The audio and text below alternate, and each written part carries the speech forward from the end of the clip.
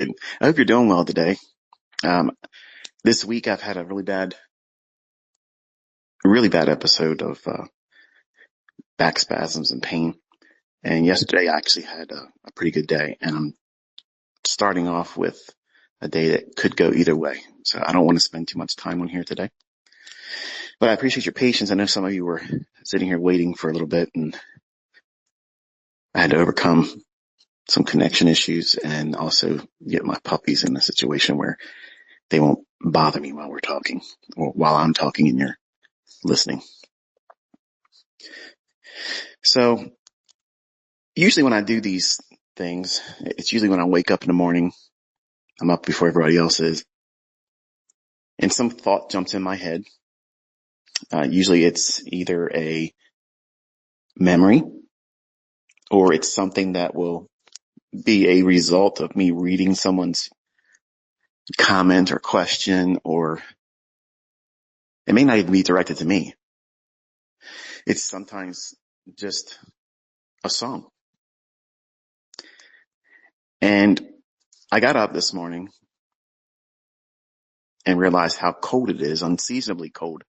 I'm not sure where you're at geographically, but here in Maryland, I'm like surprised to see how cold it is. It was 48 degrees when I posted that post this morning of the moon. And the song Colorblind by Counting Crows, which obviously you all know if you've been around for a little while. That's my favorite band. They have a song that's titled Colorblind. And as soon as I seen the moon this morning, I was like, the lyrics came to mind. I am folded and unfolded and unfolding. And the continuation of that is, I am colorblind. And at first I didn't understand why it jumped in my head. I love that song. I loved it. It was used in a movie with Reese Witherspoon and her first husband. And Cruel Intentions, I think is what it was. One of the movies my wife and I saw when we were younger. And, one of those rom-com type things. And I thought it was an excellent use of the song. But what does it mean to me? What did it jump in my head for? Initially, I don't know. And that's usually what happens with these spaces and the X spaces, and when it used to be called Twitter, when I used to do Twitter spaces, some of the titles would come to mind out of the weirdest ways. And some of them, looking back, I can think to myself like, wow, they're intriguing titles. They make me want to ask this person, if it wasn't myself, what does that mean? Where'd that come from?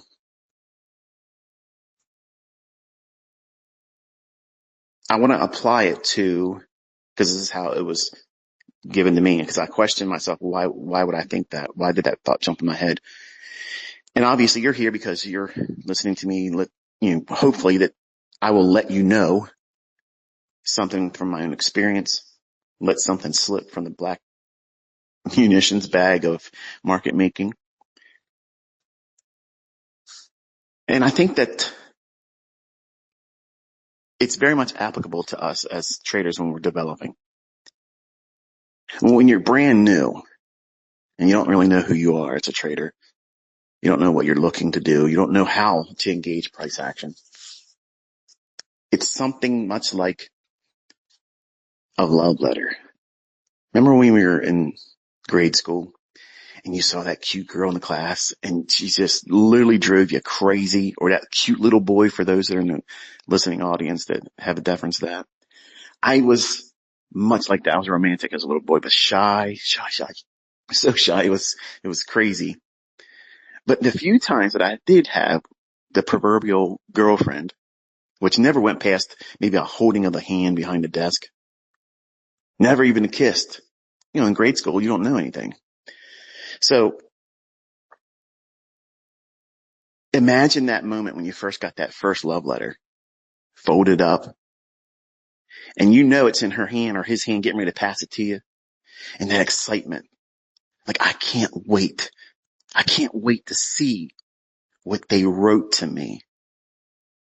Would they feel so special that they want to give this to me? Because they could have waited. They could have waited to lunch break or boarding the bus going home, catch me outside and say, hey, I want to tell you something, or I want to ask you something. No, this is special. And it's so special. I'm going to write it down and fold it up and secretly pass it on to you. That's what it's like when we first start. We have a romantic view of what it's going to be like doing this. It's going to be profitable.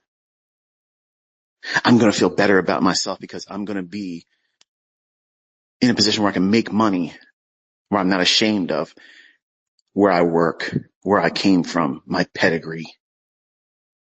What I did in the past can be sponged away because now I am on the straight and narrow and I can make lots of money.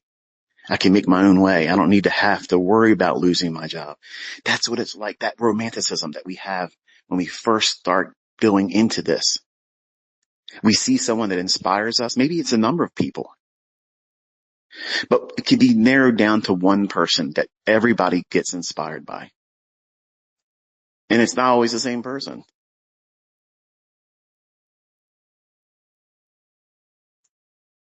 And then we get involved with the process. And that's the real relationship. But we don't want to have that relationship. That's the long-term committed relationship that has to have the ups and downs, the ebb and flow of, hey, it's not always going to be perfect, but I still feel this is valuable and I'm home right where I'm at. This is exactly what I'm supposed to be feeling right now. This is normal for me. And that's that love letter that started to be unfolded. That excitement where you see one or two lines, one or two words, maybe a little heart as the page opens up. And you can't read it yet, but you see a glimpse.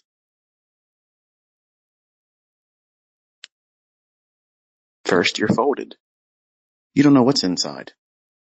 You're excited. And then you start doing it. The excitement builds and builds and builds. And it's also somewhat of a little bit of a scary feeling. What happens if it all stops working? What if this letter is to tell me they no longer like me and they like the little boy or little girl behind them in the next row? I'm going to hate that person now.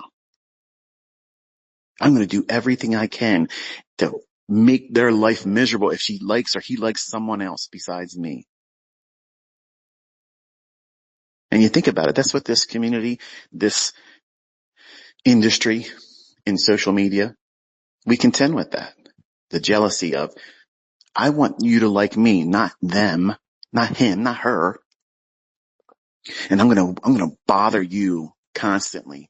I'm going to punish you constantly because you don't like me as much as you like that one. And the politics and the garbage that goes on that has nothing to do with trading. Nobody gets into trading to say, I want to be the biggest troll in trading. I want to be the biggest face, the biggest hero representative, the ambassador of Straight and Narrow Trading Incorporated. That's not what anybody does when they first start doing this. They want to make money. They want to do well. They want to have fun, hopefully, while doing it, and survive and stay solvent enough to be successful. And who knows how far and how broad the success could be.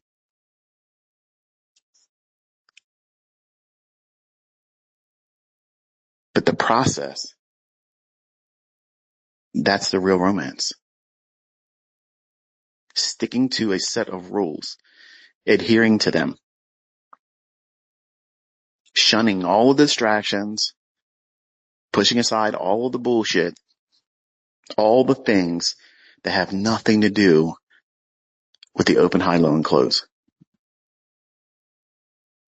And it's wonderful as a distraction when you're not doing well, when you're starting to second guess yourself, when the markets get a little bit harder than they have been in the past. It's very, very easy to say, well, I'm uncomfortable in my own skin right now, so I need to be distracted. So what's going on social media? Let me go on there and see who's the target today. Who are they beating up on today? Who's being made fun of today?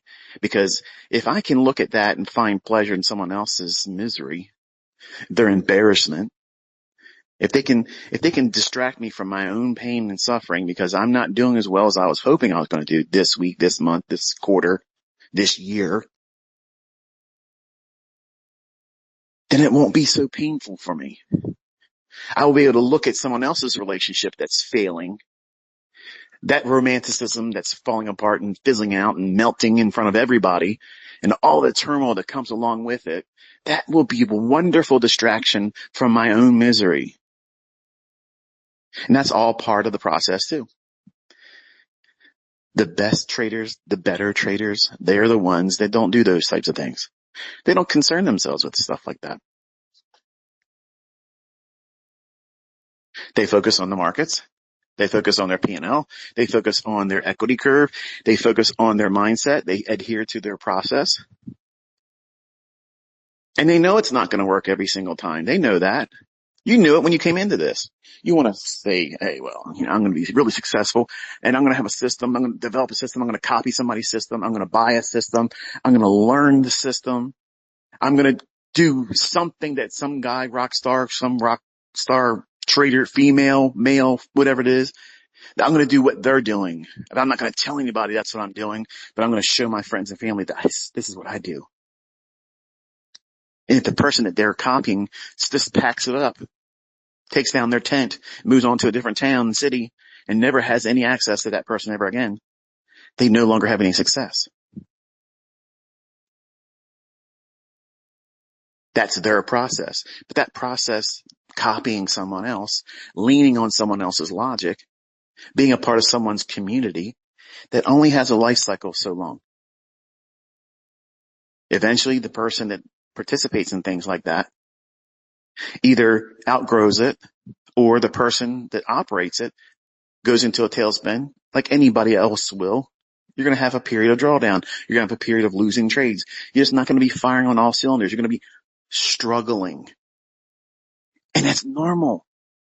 That's normal. Just like it feels normal to be scared and excited when that love letter starts to unfold. And then finally,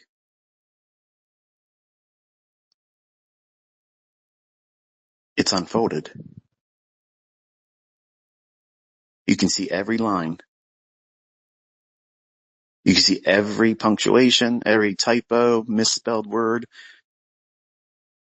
every little doodle, little heart, little underlined, maybe a change in the color of the pen just to accentuate the emphasis of, I really think you're cute. I really think you're cool. I'm so glad we're boyfriend and girlfriend. That warm and fuzzy feeling. And you get to that point by first having a goal. I want to do this. It's exciting. It's romantic. I want to be this person I've imagined I can be. And you go through the process of managing yourself, filtering out the bullshit, filtering out everything that would be a distraction. That might be people in your family. That might be friends, coworkers, especially people on social media. As an influencer, as a content creator, as an educator, I have to come up with ways many times to get your attention. Getting your attention is easy. Holding your attention is altogether something more complex. Some of you listening to this that are hardcore, like give me some trading stuff, you're already bored with it. You probably say, well, I'll come back to this later on. I'll read the comments and see what anybody says. And then if it's interesting enough, I'll listen to it. I actually blocked someone this morning when I posted this. Person said something to the effect that, I wonder what this is going to teach me. Is it going to be worth my time? Well, I'll save you time. Block. That's the kind of garbage that social media invites. Why would you feel inspired to write that? Is it going to be worth my time? How about this? Is it worth my time to talk to any of you? I'm not getting paid to do this. Because that's the real question. Is it worth my time? My time that I'm sharing on my personal time that's not monetized. And I'm inviting all of you to monetize the production of these things. That is the ass backwards mentality that social media invites. Every dumbass gets the opportunity to come out and think that their opinion matters. And you have to wade through all that bullshit to find people that are sincere. There's some of them out there. There's not a lot of them, but there's some of them out there. And if I didn't have all the twists and turns and plot cliffhangers that I put in, I would be rather boring. And you really wouldn't want to listen to me. So I create all these little sub-stories, these little twists in the plot, and I storytell. And I hold your attention long enough to let you experience what it feels like to hold that love letter that I've passed to you without the teacher seeing, without the other people in the classroom noticing. I'm passing that to you every time I sit down with you. That's something I wrote just for you. It's not meant for everybody on social media. It's only meant for those that are the recipient, the intended reader. And that's you. The person that's showing up every day. The person that has excitement about who they're becoming. That's the romance. And the process is what I've taught. The PD arrays, the process of understanding where the high and low forms. How will the high and low form? What's the narrative? How do you find the narrative? How do you get from being offside and get in sync with the narrative? Because sometimes you'll do it wrong. That's what my love letter is to you. I wrote these things for you. So that way you can experience these things and to be encouraged, because I think you're going to be an amazing trader. So you go from a state of being folded, guarded. You don't know what you're going to become, but you know you want to be something better than what you are right now when you first start. And I have students that were very, very shy. Never wanted to be any kind of a public figure at all. Wanted to be a trader. Struggled a lot. Put a lot of time and effort into it. And now they're rich. They're millionaires. And they're able to do this without, if I never spoke another word, if they've never watched another episode of anything I've ever produced, it won't matter to them. At the end of these love letters that I write to all of you, I always put in there, P.S. I hope one day you don't need me anymore. Now imagine if your significant other wrote that to you. That would feel misplaced, wouldn't it? Like you would question, what is this even being placed in here for? You wrote me a love letter.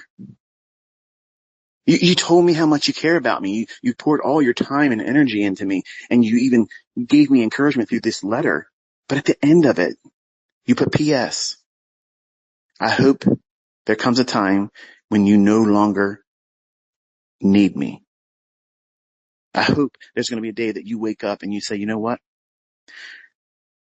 I'm going to do what I'm going to do. And at the end of the day, you lay down your head and you go to sleep and you never even thought of me. Because you arrived. That's what I want from you. That's what I want for you. From a position of being folded, unfolding, unfolded. And the only way you find that in trading is to be colorblind. What does that mean? Well, when you trade and you're in profit, we say we closed in the black. I'm in the black column. If you lose, well, you're in the red column. When you're following a process, When you take the expectation, the necessity for the outcome to be a specific hue or color, I only want it to be a black outcome. I don't want to see a losing trade. I don't want to have a red day. It's uncanny. The harder you try, the harder you resist losing money, the easier it is for you to lose money. It's something I've never been able to understand, but it's a truism. And everybody that makes money consistently will tell you one of the things that they graduated to is a state of thinking and mindset that the outcome is not necessary for them. Wait a minute, how could that possibly be relevant to trading? Because isn't it our goal, our task, our job is to make money? So shouldn't it be in our best interest to be guarded about not losing money and only focusing on making money? Well, in the beginning, that's what everybody starts with until they have their first losing trade and they go into a thermonuclear meltdown and they think the whole world's ending because they lost $50.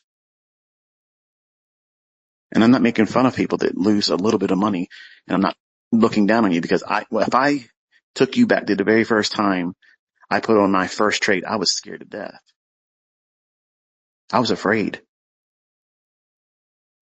And when they took half of it while I slept, I felt like I got robbed. I felt like I came home and my house was emptied. My cars were taken from me. All these things happened just in one night's sleep, which was not even a good night's sleep. I had the expectation the outcome had to be positive for me. I couldn't even see it losing. Now that's blissful ignorance. That's what it feels like when you're trading with a demo account.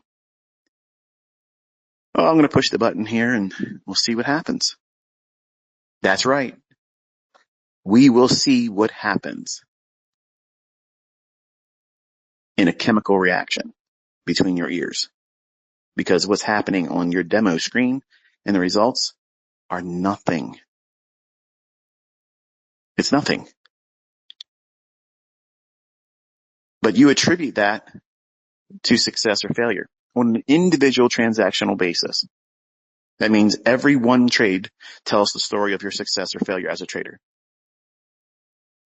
Now, you may not have ever noticed that is your scorecard, your progress report, your personal reflection of self-worth and value. Every trade has to be a winner. Otherwise, I'm not elite. Otherwise, I'm not worthy to talk amongst these individuals that are pretending to be profitable online.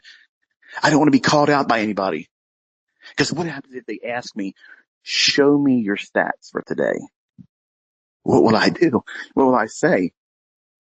I had a drawdown in the morning, and normally I wouldn't want to take another trade because I'm in a losing position for the day. I don't want to risk anymore, but now I have to do it because I know this guy's going to pop up online sooner or later. He's going to wake up in his part of the world and he's going to ask. He's going to come right to me. He's going to at me. What did you do today? Here's my trade today. What did you do? None of that matters. Or none of that matters. If you didn't push the button on that trade that someone else is showing you, what difference does it make what they made or lost? Really? How does that communicate to you anything that's applicable to making your bottom line, your bank statement balance, go up or down? It has nothing to do with it. But social media has tricked the majority of you into thinking that someone else's experiences equates to your experiences.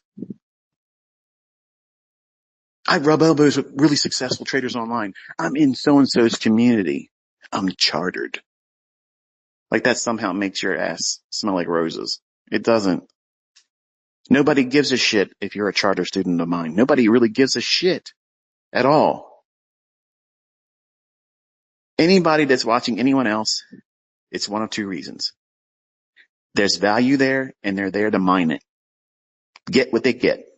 glean what they can pick up and take home what's useful to them. Or they're there like a spectator watching a train wreck. You can't look away. You can't look away. You see it unfolding in front of you. You're there as a spectator. You're watching it. In trading, you need to guard yourself from stuff like that and only focus on what your process is.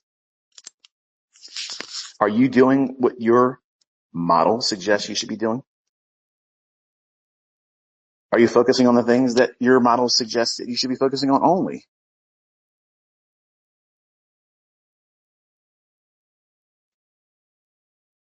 If you have time, energy, and concern to worry about what everyone else is talking about in social media, and you're not consistently profitable, you're the mark.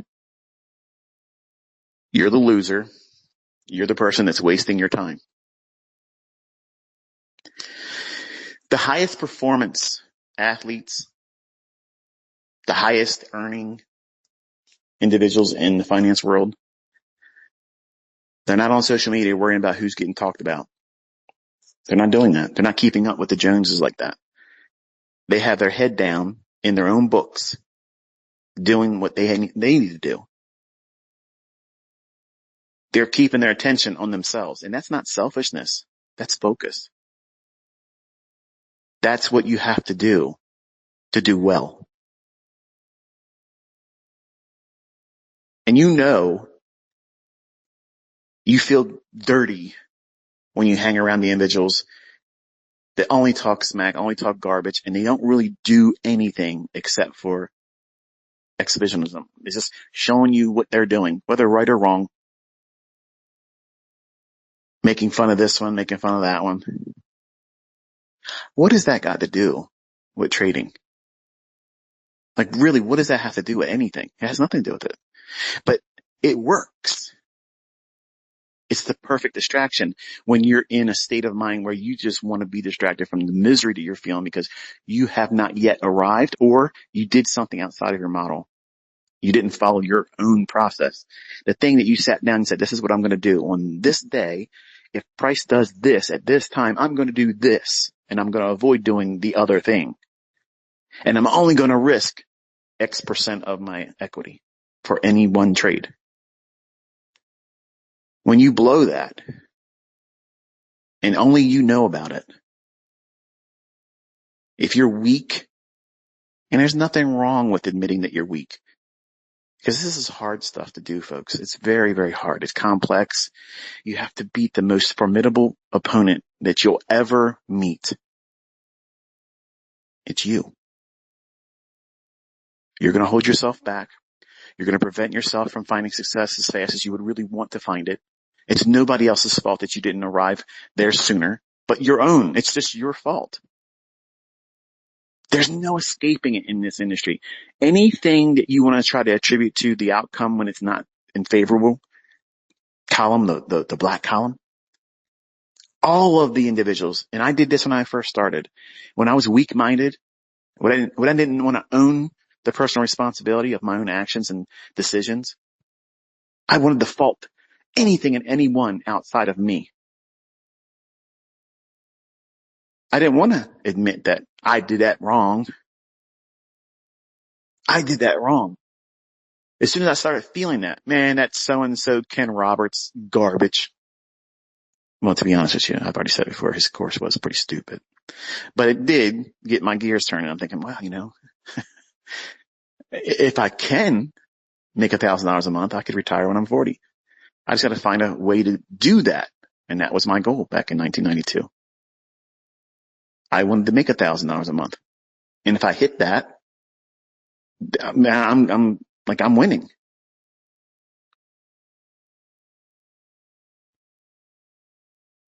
But you're not always going to be feeling like you're on the right path.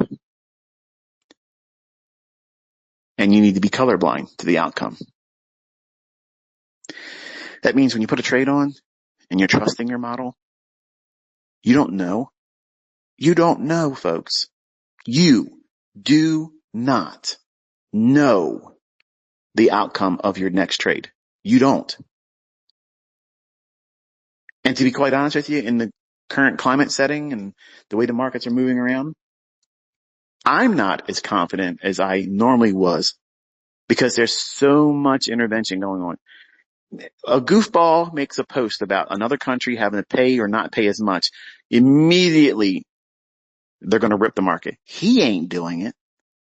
He's not doing it. Okay. Your favorite hated 45 and 47.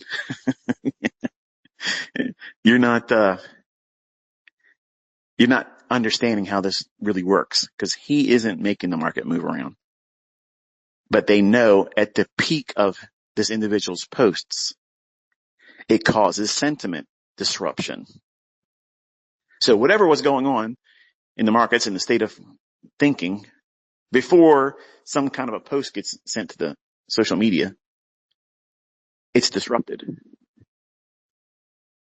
That's manual intervention. They'll step in. All right, let's rip the market this direction or that direction. A lot of times it's happening as I teach, but sometimes it ain't. And admittedly, there's been opportunities where I wish I would have been awake. I wish I would have been in there doing it because it made sense to be doing that. And a few times in the last month or so, I'm thankful that I didn't even trade. I'm like, wow, that would have been a losing trade. I'm colorblind to the outcome of trades. I don't need it to be a black. I don't need it to be a small red. I don't need to avoid a red outcome. Losing trades, not worried about it. It's going to come. If I keep pushing the button, if I go in there and keep doing what it is that we do as traders, eventually it will come. But in the beginning, you want to avoid it entirely. You want to avoid the breakup. You want to avoid the divorce, and you never got married yet.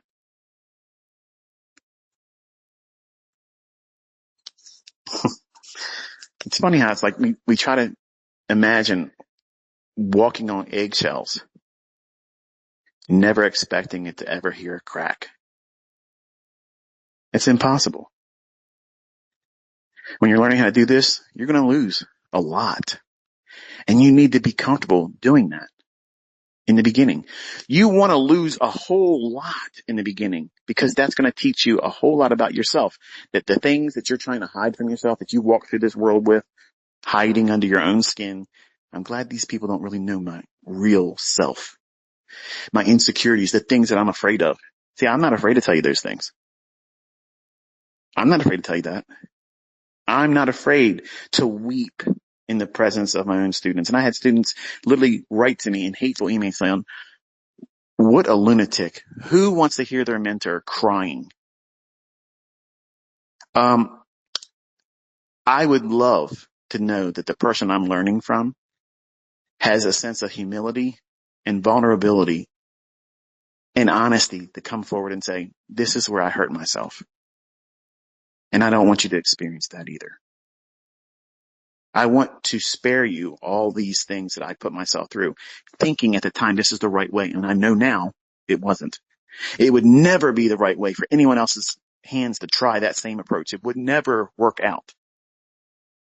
So when I go through that and I tap into those old memories, those experiences, those mile markers, and in the past I have wept. I'm not ashamed of that. People used to make fun of that. Some people still do. These same people that make fun of it, they don't ever have their heart in anything 100%. I lived and breathed these markets. And I needed to succeed. I didn't just want it. I had to. Because I couldn't function being mundane. Run of the mill, cut from the same cloth as my family. I couldn't do it. So I set out to do what I had to do. And sacrificed everything. And now I know looking back, there's a better way of having done it. I could have been a better dad. I could have been a better husband. Could have been a better friend. I could have been better to myself. But when you don't have anybody telling you how to get where I got, you got to trailblaze. And sometimes you're going to singe your clothes, burn the hairs off your arms, and you may even get sunburned ass because you ain't staying too long in one spot when you're on a trailblazing event, you're going to get burnt. But you got to keep moving forward. Scorch the earth. Find a pathway by your own experience. And that's what I did. And a lot of you have the benefit of being able to walk in that scorched path behind me now. And some of you just want to play with matches and start your own little fires along the way because you want to feel like you made something. You improved on something I taught. And this is where the ego is going to come out because none of you are going to improve on what I did. So you're wasting your time. You may want to change the name of something. You may want to say, well, I do this and do this because I was inspired by ICT. But stop. Just stop. Stop. You're doing the things that we started this conversation about. No one has asked you. No one asked me to become ICT. No one asked me to do that. And nobody's asking you to be the next version of him. Because honestly, nobody really gives a shit about me. They don't care about ICT. They don't care. 99.99999% of you only give a shit about what I'm going to say next because you either want to learn how to use it to make money and get to a point where I don't need to listen to this guy anymore. And that's exactly what I want from you. Some of you are afraid to admit it, like it's going to be offensive to me if you say that. That's exactly what I want. I want all of my students to get profitable, know exactly what they're doing, and say, au revoir, I gotta go, see you later. It's been fun, it's been real. I got what I was looking for. It's not like eating and running, dining and dashing. I'm not going to chase you down the street and ask you, give me my just due. You owe me. I gave you something of value. You didn't give me anything. Think about it. I'm talking to you right now in a medium that I'm not making money on. I want you to do well. I want you to do better than you've ever imagined.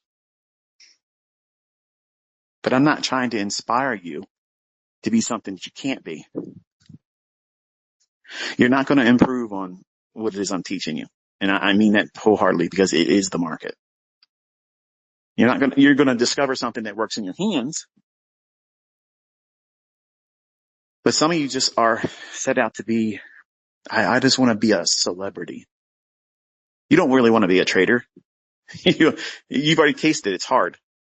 You just want to be someone that looks like they do it well all the time. That's a trap.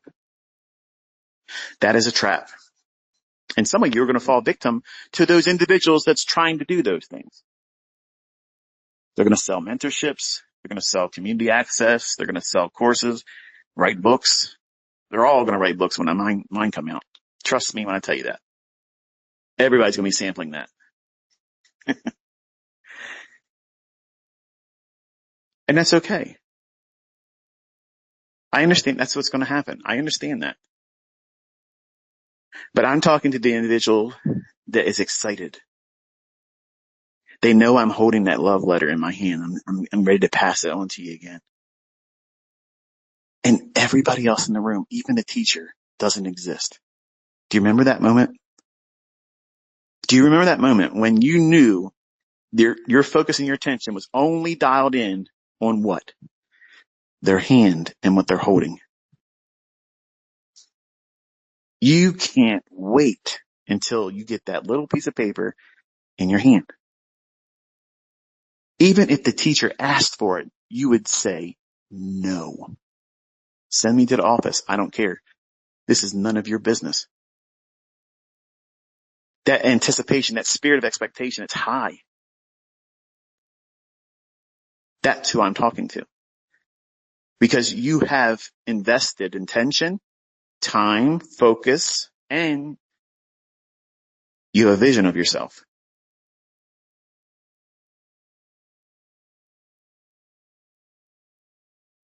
And I'm just reminding you that in any relationship, every relationship, there's good times and there's bad times. And you can't go into a marriage with the marketplace and expect that you're not going to have red days. You got to be colorblind to the outcome. By focusing on the process, focusing on the things that you are learning to apply as your own model. That is the thing that is the most important. It's not the opinion of others listening. It's not the opinion of what they think your trade should have been. Why didn't you hold on to it longer? It's none of your damn business. Why didn't you take this trade? It's none of your damn business. Why do you feel entitled to ask anybody why they did or didn't do anything? Nobody owes you anything. And you don't owe anybody else anything either. Wasting time on any of that stuff. Stupid. I'm turning 53. I can look back and see how I wasted a shit ton of my own personal time. Well, I wish I could get it all back. Or a fraction of it. And you're out here worrying about what people are buying and driving and what they have, what they earn. Come on. Come on. You're paying attention to the other students and the teacher, what he's writing on the chalkboard, instead of waiting for that hand to reach out so you can take that love letter. Who's really focused on the right things? Where's your heart? If it's meant for you to be a good trader, you're going to work for it. If you know deep down inside, and many of you do, this ain't for you. You're dabbling. It's like watching football and thinking, man, I used to play football and sports. I was sitting on the bench most of the time, but I was a part of the team and, I should have got a chance to get in the NFL. That's not going to ever happen and never would have happened. But you lie to yourself. A lot of you are going to never make it in this market because you're not equipped to do it. You don't really care enough to keep working for it. You want it easy. And I told you in the beginning, it ain't going to be easy. It's going to take you longer than you want. And the right outcome is you're going to learn how to do it well, and then you're not going to listen to me or anyone else. That doesn't sound natural. I want to stay in connection with you, coach. No, I don't want you to be. I don't want you to be tethered to me. You need to be colorblind. The outcomes, they're not important on an individual basis. And I just wanted to spend a couple minutes today to remind you that. That's it. We're done.